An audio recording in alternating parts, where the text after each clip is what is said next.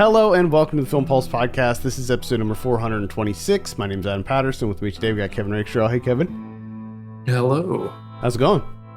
It's going all right. How's it going over there? Pretty good. I got my booster, my COVID booster. Oh, you're on the booster already. You leveled up. I'm on the booster, man. I'm boosting it up. Wow. Yeah, So I got my vaccine, I think, maybe 6 months ago. I think that's what it was, 6 months ago. So I was eligible for the booster, so I went ahead and got it because I'm gonna be going up to New York next week, and then I have family coming down to visit for Thanksgiving, and I just wanted to make sure that I'm like, ultra protected, mainly just like for them, for their sake, even though they're all vaxxed and everything, but yeah, it's good to get buffed with the booster. Yeah, especially because you're seeing more and more cases of people who are vaxxed that are like still getting it and stuff. Yeah, you got like an immune system +3. Yeah. Now. Yep. I actually know someone who was vaccinated who got it. So Same here. I had someone at work. Yep, someone at my work also. So yeah, it's pretty rough. This week on the show, we'll be going over the Netflix Western, The Harder They Fall. We'll also be going over something we're watching on the watch list and talking about this week's new releases in theaters, VOD, and Blu-ray. Thank you so much for joining us this week. Please remember to review us on iTunes if you get a moment. That'd be extremely helpful. I think we can just hop on in. Just hop on in to The Harder They Fall. This is directed by James Samuel. Stars a slew of people that we will no doubt mention in a few minutes. I have a synopsis here. When an outlaw discovers his enemy is being released from prison, he reunites his gang to seek revenge in this Western. Now, Kevin, we'll start with you. What were your initial impressions of The Harder They Fall? Well, I wasn't as excited for this as you were. It seemed like this one shot up your most anticipated rather quickly. Yeah, I mean, throughout the year, you just kept getting more and more amped for this guy. Well, yeah, and I think that part of it was the main part of it was the cast, but the secondary part of it was that there just isn't a lot that I'm excited for this year. So when something like this comes around, it gets me pretty amped up because there's just not a lot. Like I wasn't excited for. I'm excited for the French Dispatch. And this, and that's like maybe that's about it. Maybe the last night. What is it? Last Night in Soho. Yeah, maybe that a little bit, perhaps. But yeah, I was mainly excited for this. This looked all right, mostly because of the cast and Western, and but I gotta say, as soon as it dropped and it was available, out of nowhere. It was like something was unleashed in me. And I was just like, oh my God, I'm so excited. Now that it was available to me and that I could watch it. Yeah. The expectations were still low. I mean, it's a Netflix movie. It's got a great cast, right? But it's still a Netflix movie. So, the expectations still weren't that high. I was really going in and just hoping to have an entertaining popcorn flick, really. Is what I was looking for. And I gotta say, for the most part, it delivered on that. I agree. Despite being excited for it, I also had my expectations pretty tempered. Just because I knew it was a Netflix movie and all of that. It's not like I was expecting this to be my number one movie of the year or anything like that. And I had the same sort of expectations. I was just hoping that it was going to be fun.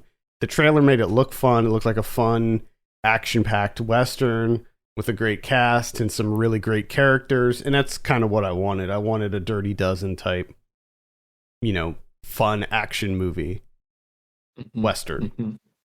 I like Westerns for the most part, but for me, the more sort of formulaic they are, the better. I actually don't like Westerns that tend to deviate from the typical style. I like very formulaic Westerns because that's just what I have the most fun with. There's certain movies like Slow West or other movies that kind of twist the Western genre, and I always think that they end up being a little too dry. Yeah, I'm with you on that. I think that's a good point. because I'm kind of realizing that I'm like that myself, where it's just like I really just want a group of people, a group of gunslingers going after someone, Mm-hmm. getting some revenge, Yeah. and just having some shootouts, having some great set pieces, some action set pieces, which I think this film does a great job of. I love the look of Redwood, the buildings and everything. Like it just looked phenomenal to me. And then of course when they go to, I want to say it was like Maze Town, the White Town, Mm-hmm.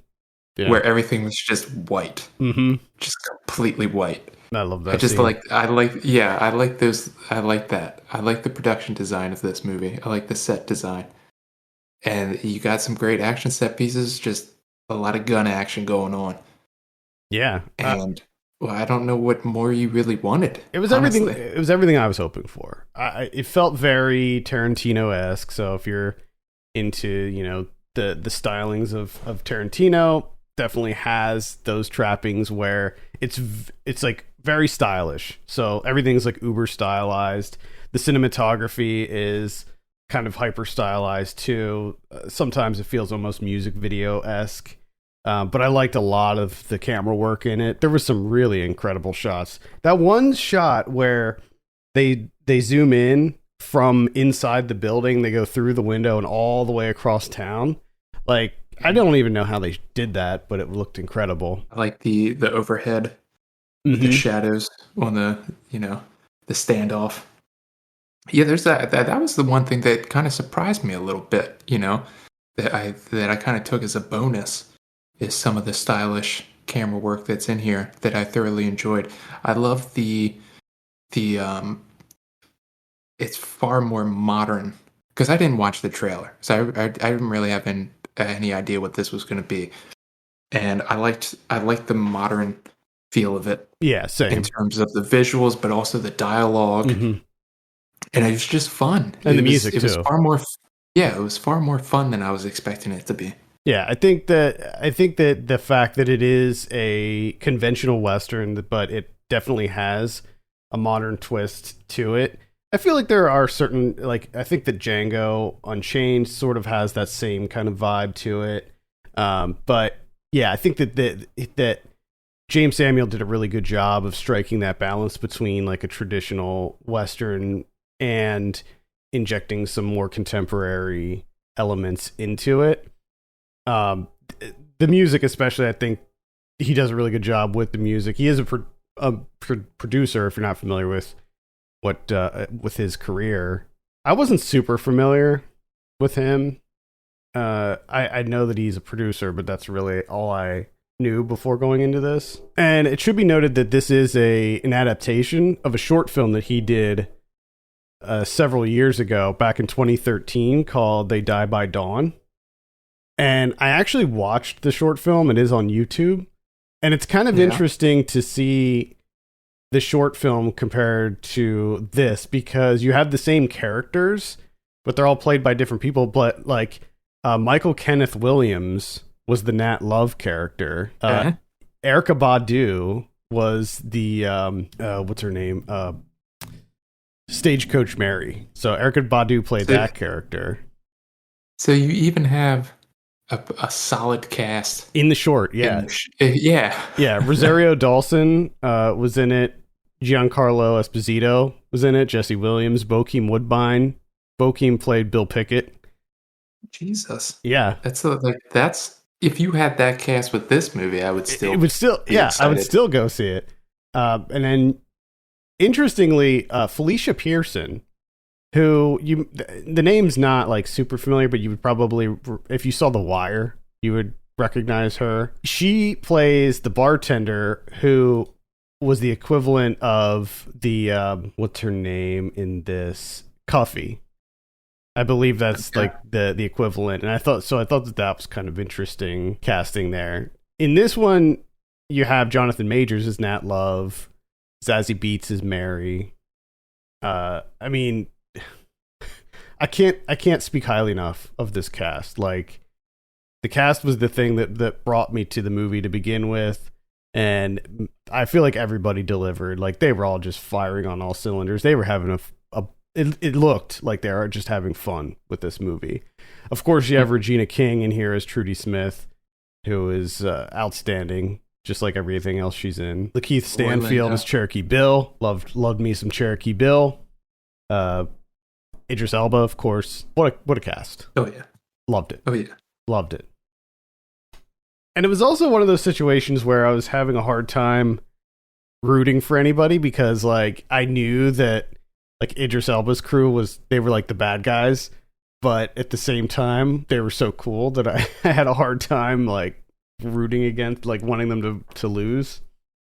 Yeah, I think it also kind of benefited from that as well for me, is that I liked both gangs. Mm-hmm. So it's kind of like when your team's not in the championship game and you're just like, I just hope it's a good game. Yeah. I just hope they have fun. You I tend hope it's an enjoyable watch.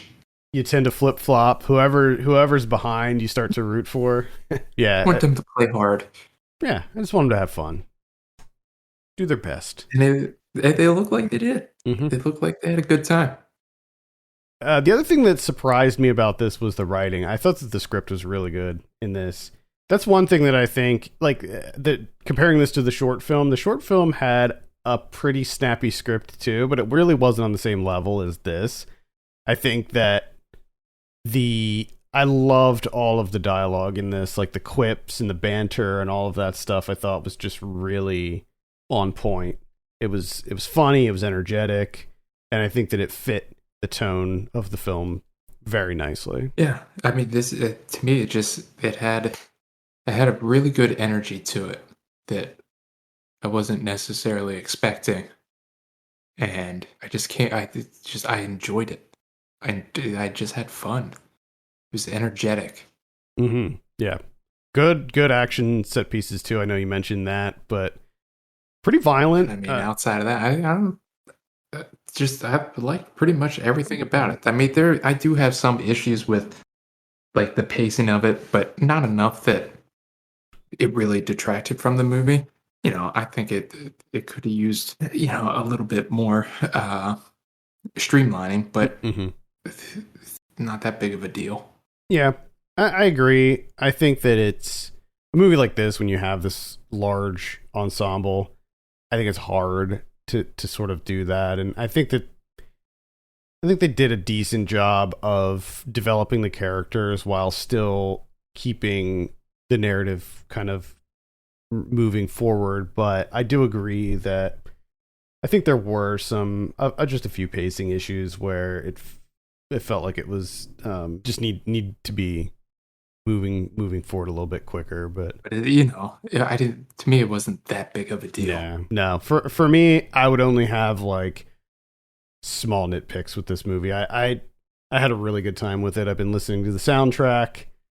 I will probably revisit this one more time before the year's over because I had just such a good time with it. And you know what? Like, didn't expect this to be on my top 10, but looking at the movies that I've seen this year, this probably will be on my top 10. Just because, I mean, it just as far as like fun factor, like I haven't really had fun with that many movies this year, and this one I had a blast with. So I think that it definitely is a contender for that top 10 spot. Yeah, I gotta agree with you there, and I think that's exactly what you're getting at is like there's been a number of solid films, really enjoyable films this year, but I don't know that if I've had like a lot of fun, like in an action sense. The only thing I can really think of is like Paper Tigers and Nobody, and like that's it.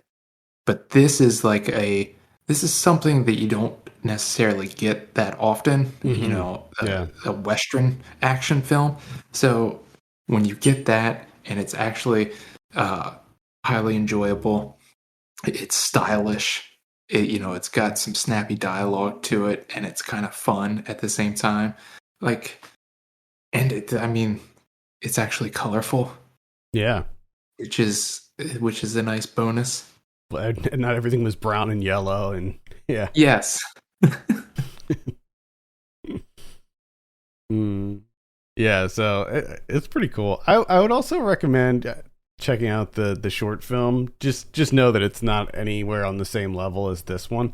The short film is about an hour long, so it's not that short by any stretch, and certainly didn't have the same budget as this. It's mostly conversations in the short film, but it's still, I'd say, worth a look just to see where this kind of came from. And even though it is adapted, it's not the same exact story. Like not the exact same thing happens. I also liked Jim Beckworth, R.J. Kyler's character.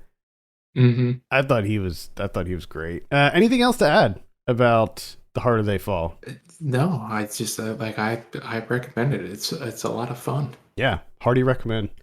All right, let's go ahead and give it a score. I'm sitting at like an 8 on this one, just because I have almost nothing negative to say about it. I think that aside from a few pacing issues here and there, I just had a really great time with it. So I'm sitting like an 8, maybe even 8.5. I don't even know. I think I'm at like a 7.5, 8. I'm gonna bump it up to an 8. We'll see. 8's all around. Nice. All right, that's The Harder They Fall. That is available on Netflix right now, so definitely recommend checking that out. Let's talk about some of what I'm watching. Now, we were off last week, so I have like pretty much all of the movies that I saw are horror movies for Halloween, but that's pretty much the norm for me anyway. So I saw Antlers. Ooh. This is playing in theaters right now. Now, I didn't go to the theater to see this, full disclosure. Did get a screener for it. So this is directed by Scott Cooper. I thought it was okay. So this is it's sort of a full car, but not really. More of a creature feature than anything. It stars Kerry Russell and Jesse Plemons, and they're brother and sister. Kerry Russell plays a teacher, and she discovers that one of her students appears to be a victim of abuse. So she starts investigating it and discovers that something very horrific happened to this boy's father and younger brother. And what you have here is perhaps a Wendigo situation. Jesse Plemons plays the town sheriff, and it's okay. I would say that the effects work is quite good. Like the creature design and stuff looks awesome. It's a great mix of practical and CG, and I really enjoyed the creature design on it. The atmosphere is somewhat creepy, and it deals with some very kind of disturbing subject matter. But overall, I didn't find it to be very memorable. So maybe a super light recommend. Don't recommend seeing it in the theater. I would say, wait for it to be on VOD or Netflix or one of those. But yeah, it's pretty mediocre, pretty middle of the road for me. Antlers. Anytime I hear that, I'm reminded, on my way to work, there's a house that has their mailbox, the post that it's on, is completely covered in antlers. Oh, nice. Like 30 antlers. Oh, cool. Cool. It's a ridiculous amount of antlers. Cool. Yeah, and they decided to put it on the mailbox. Antlers definitely play a role in this movie. I mean, it's almost worth it just to see the creature. But yeah. Yeah. Okay. All right. I watched Friday the 13th from 1980. Oh, the OG. This is the OG. I've never seen this. What? Yeah. Wow. Nice. I don't know. And I'm like, I know that I've seen a movie with Jason in it, but I don't know which one it was. I have no idea because there's so many. Well, it wasn't this one. It was not this one because I thought for sure it was this one.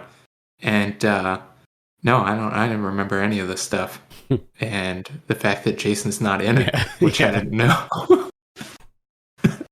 Which was, I gotta say, like, slightly disappointing. Because you were expecting Jason? Yeah, I mean, I think probably a lot of people who don't know that, and we're like, oh yeah, man, I want to watch Friday the 13th, the original, and then like you don't see Jason or the hockey mask. He doesn't get the hockey mask until the third one. yeah. Which, it was disappointing, but at the same time, I'm also kind of like, well, that's something. I mean, here I am in 2021, watching Friday the 13th. I've been able to make it from I know, that's 1983 incredible. the whole way to 2021 without watching a Friday the 13th movie, except that one that I saw, and I have no idea what it is. And that this movie was like not like ruined. It wasn't spoiled for me in any way. Like I've never once come across someone like Friday the 13th original from 1980 actually doesn't have Jason in it. So like I was just kind of like gobsmacked. Yeah, Afterwards. that's incredible. Like, wow, unbelievable. And with that being said, the actual movie itself, even getting rid of the whole being disappointed that there's no Jason with the hockey mask. This is it's kind of just meh. After seeing a bunch of other slasher movies from before and after, and then getting this one, being far out from it, it's just like, okay, like you're just introduced to people and you know that they're going to get killed at some point, and like, yeah, it's okay. Like it wasn't anything special, I didn't think. And some of the characters were pretty irritating, and I was hoping that they would get killed early on, and they did, so that made me happy. But I did love the town when the woman, the cook, is kind of hiking into town. I want to visit that town. That was my main takeaway.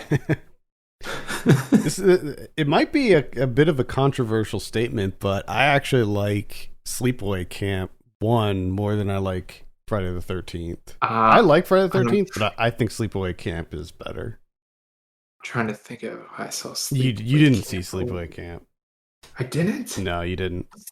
What's the camp one that I did see? You saw The Burning, the one with Jason Burning? Alexander.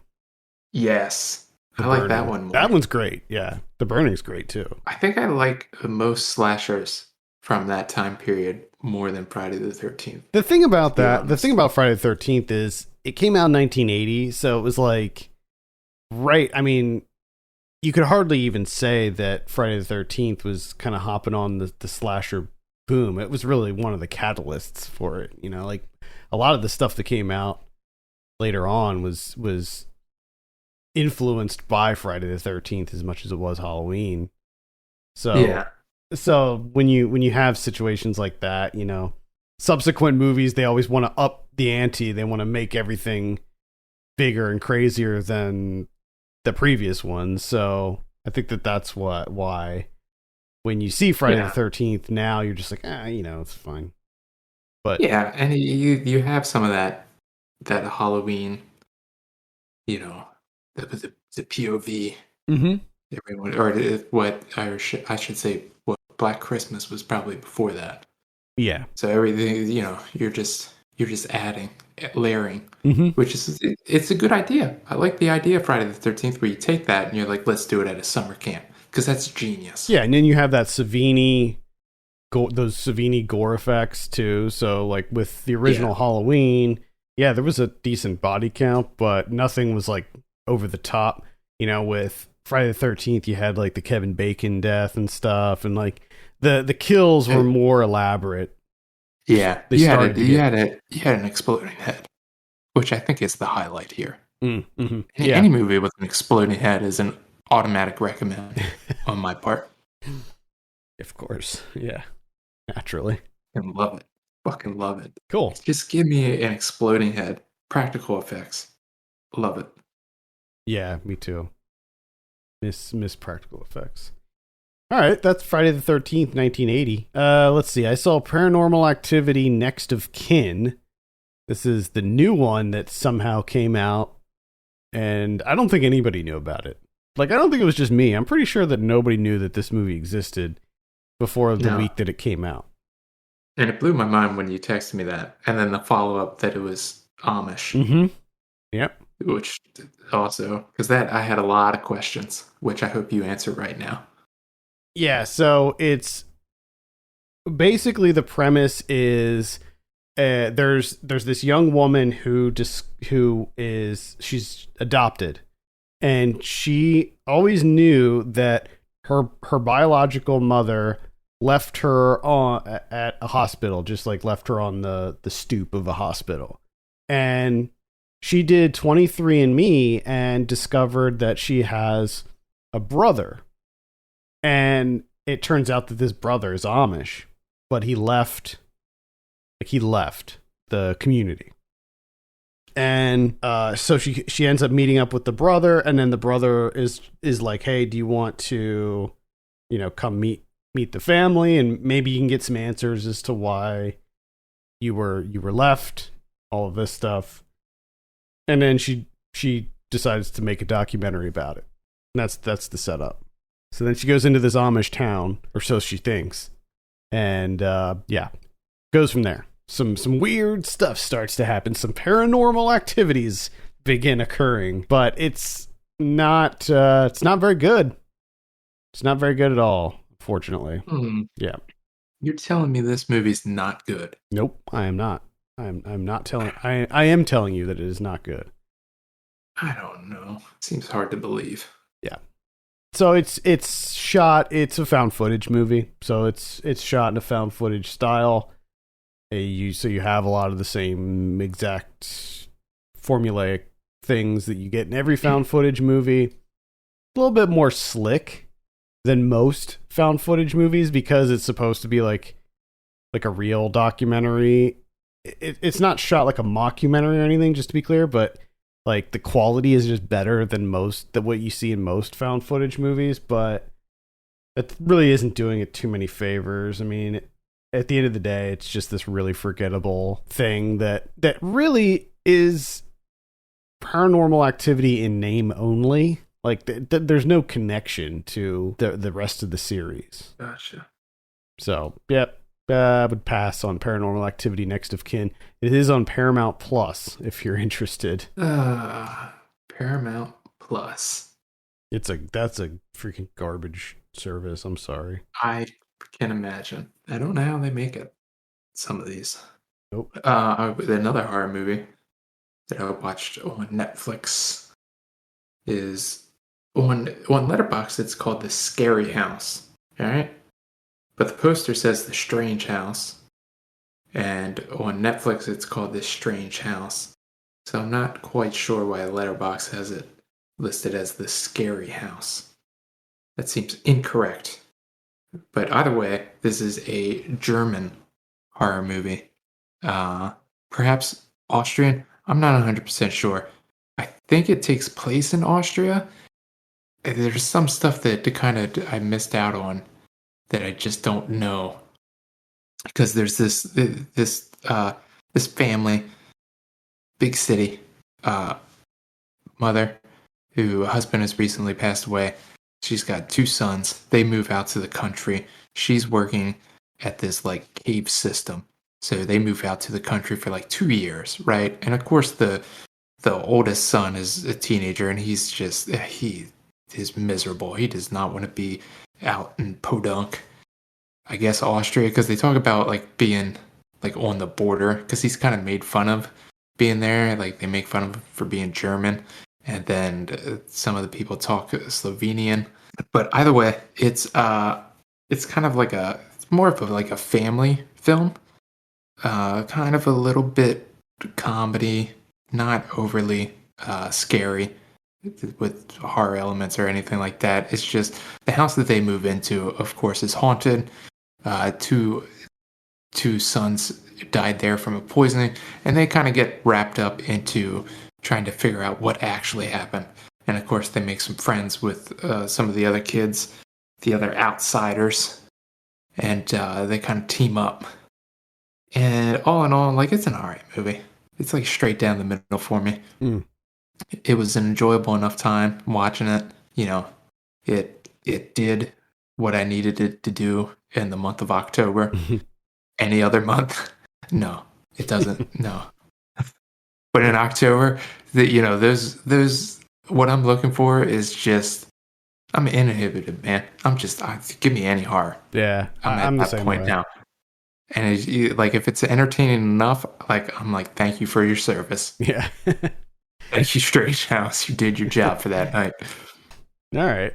That's The Strange House, aka The Scary House on Netflix. I saw one on Netflix called The Ritual. This is one that came out in 2017, and I meant to watch it like back when it came out, but for whatever reason, couldn't squeeze it in.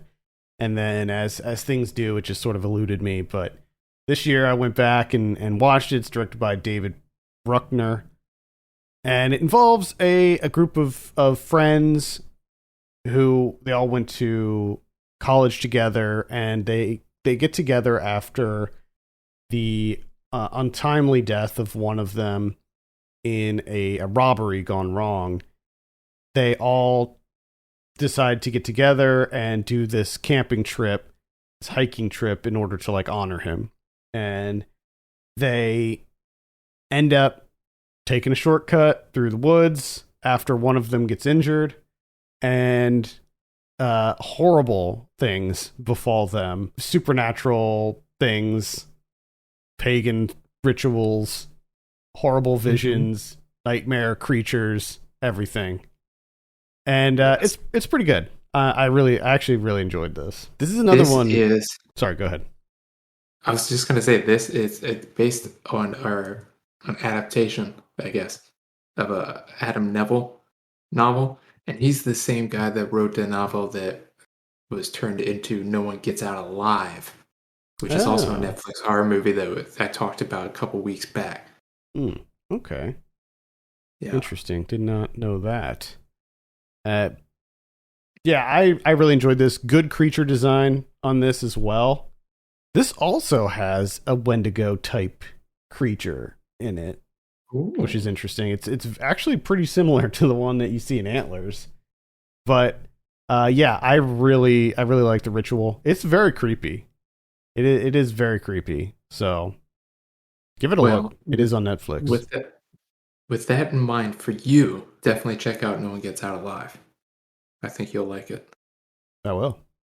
Because the creature design in that movie is pretty damn good too. Definitely will. I think that's it for me. I feel like I watched something else, but I don't know what it was.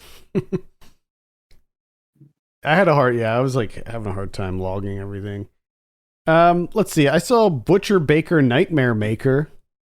Oh boy. Yeah, this is an 80s slasher that's on Shudder right now. I had a really good time with this. This was, yeah. I don't know. I'm always looking for 80s slashers that I haven't seen, and this was one of them. Never saw this before. Never heard, and I don't even think I heard of it actually. And yeah, had a really great time with it. Don't have much to say about it, but I would definitely check it out. Especially if you have Shudder. It's good shit. I don't understand how this guy went from making all these beach movies in the 60s. He made Beach Party, Beach Blanket Bingo, Bikini Beach, Muscle Beach Party, How to Stuff a Wild Bikini. What else? I think that's it for the bikini/beach movies. And then gets to the 80s, Butcher Baker, Nightmare Maker. Yeah. Why not? Basically, this is about a domineering mother who basically her son is coming of age, and he's starting to get interested in girls, and he starts dating this girl, and the mom like just freaking loses it. Oh no. She'll stop at nothing to keep her son. Or is it? Is it her son? I don't know. Gotta watch it. Might be some twists going on there. Does she kill Bill Paxton? There's revelations. Revelations abound. Yeah, Bill Paxton gets it. He's a victim. Yeah. Has anyone killed her on the beach during I don't think bikini so. Bingo blanket time? No, I don't think so. Not that I can recall. The only other one that I'll mention is Black Box. This is directed by Emmanuel Osai Okafor Jr. Sorry for the pronunciation. This stars Mamodu Athie as this guy who was in a car accident that killed his wife and left him with a traumatic brain injury that essentially like he doesn't have, like he just forgets everything. Like his memory's just garbage. Like he's having a really hard time piecing together his past. He like forgets things about his wife. He forgets his wedding, stuff like that. And he has a young daughter. And there's like a couple times where he forgets to pick her up from school. And he's just kind of like getting at the end of his rope with it, because he's a photographer and it's affecting his work too. As it turns out, when he like turns in the latest set of photos, like they're just not on the same quality level that they were before the accident. And he decides to accept an offer to do this like experimental procedure to sort of repair his brain. And there's this like really famous neuroscientist played by Felicia Rashad who does this like experiment on him, and there's a lot of crazy revelations that happen in this. Good twists here. I overall thought it was pretty middle of the road at the end of the day. I don't even know if I'd call this a horror movie, but it does go to some interesting places. Like, I didn't really see where it was going, and when like the twists start to occur, I think that it is kind of an interesting concept. So it's more like a sci-fi thriller, but it kind of messes around with ideas of like memory and consciousness and stuff like that. And so maybe a very light recommend. I think I saw this on Amazon Prime. Pretty sure it was on Amazon Prime. I've never heard of this. I didn't either. Like, I was just paging through like Prime and Hulu and stuff, just looking for something to watch. And I saw this listed, and I just gave it a look. And you just fucking went for it. Yeah, I just went for it, and it turned out okay. All right, that worked out for you. Sometimes it doesn't. Mm-hmm. A lot of times it doesn't. That's true. There's like three or four movies on my list that I didn't mention this week because they did not work out. Yeah, that's understandable. Yeah, you're right. That does happen far more often. Yeah. And there's no one really to blame. No. Just blindly picking movies on a fucking streaming site. What do you expect? Exactly. What do you think's gonna happen? Yeah. I don't mind it. I pay it no mind. You fucking dingus. Yeah. It's gonna be shit, more than likely. Whatever. All right, let's take a look at what we have in theaters this week. The only one that I see here is Clifford the Big Red Dog, so boy. Go check that out at your local theater. My question is just why? Just why? Looks so awful. Movie 2. So bad. Eternals came out. We were off last week, so Eternals came out. I didn't see it. Haven't heard. Didn't see it?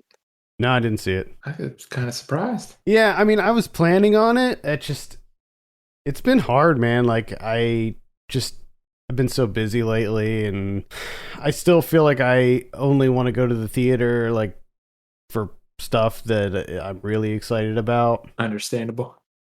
And honestly, like, I'm curious to see it, but I'm just not excited about it. So I don't know. And also, like, I kind of forgot that it was even coming out. So that's another thing.